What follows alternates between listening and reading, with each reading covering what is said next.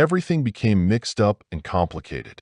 In the early 14th century, it was not unusual for a nobleman to be a vassal to two kings at once, belonging to several warring families simultaneously. So, to whom was he supposed to show loyalty? To whom should he pledge his vassalage, his homage? As a result, the rulers of the 14th century had to seriously consider how to ensure the loyalty of knights and their willingness to come to aid in any situation. This led to the widespread emergence of chivalric orders across Europe, which were meant to bring order to the chaos. A knight could very well hail from disputed lands and be the brother of two rebels. However, from then on, he was required to serve only one lord, the one who offered him membership in his order. This homage would, by default, override all others. The pioneer of this idea was King Alfonso XI of Castile, who established the Order of the Band. The concept greatly appealed to Humbert II, the Dauphin of Vienne. 5 years later, he founded the Order of St. Catherine with the same goal, to surround himself with loyal followers. Soon after, the Duke of Normandy, who would later become King John II of France, and the Duke of Burgundy joined in, making the founding of an order a fashionable endeavor. Initially, the objectives of such orders were usually of a religious nature, with the military aspect taking a back seat. The ideals proclaimed were the most eternal and pure, the protection of the weak and the righteous cause, and mutual support. Educated individuals immediately drew parallels with the Round Table and King Arthur. The existence of these orders was marked by memorable rituals, tournaments, colorful insignias, and dazzling gifts. Interestingly, Rome welcomed these chivalric associations. Pope Clement VI sent a joyful letter to the Duke of Burgundy, who wished to establish the Order of St. George. The Duke, in turn, promised to present the Pope with the charter and the first knights as soon as possible. However, he was in a hurry. It turned out that the Duke lacked the political, financial, and administrative resources to realize his dream. The Order of George existed only on paper. King Edward III of England was determined not to be left behind. In the same year, he organized a Round Table festival in England, where he officially declared that the ideals of the past were being revived. He announced plans to create a society of knights consisting of no fewer than 300 members who would gather in a specially constructed round temple. Clearly, the king viewed this idea through a very romantic lens, surrounding it with such grandiose symbols. However, as the saying goes, if you want to make God laugh, tell him your plans. Just as Edward began to dream about chivalry, the war with France escalated significantly.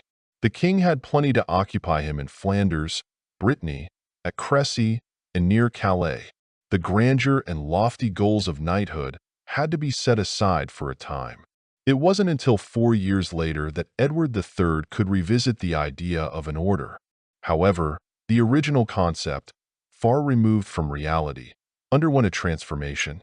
The king found himself facing a brutal war, and what he needed were not shining tournament champions, but seasoned and loyal warriors. Yet, this purely practical goal needed to be cloaked in allure. After all, he couldn't just tell the nobles that they were being summoned to the order for one purpose, to bind them in eternal homage to prevent them from switching sides. So, in April, the King of England ordered the first blue garters inscribed with the words, "Honi soit Kamal y Pince, shame on him who thinks ill of it." The first gathering of the Knights of the Order took place in Windsor, but instead of 300 knights, only 26 showed up, along with 13 canons and an equal number of clerics. The king himself became the sovereign of the order. Through this initiative, he sought to unite the elite of the chivalric class around him.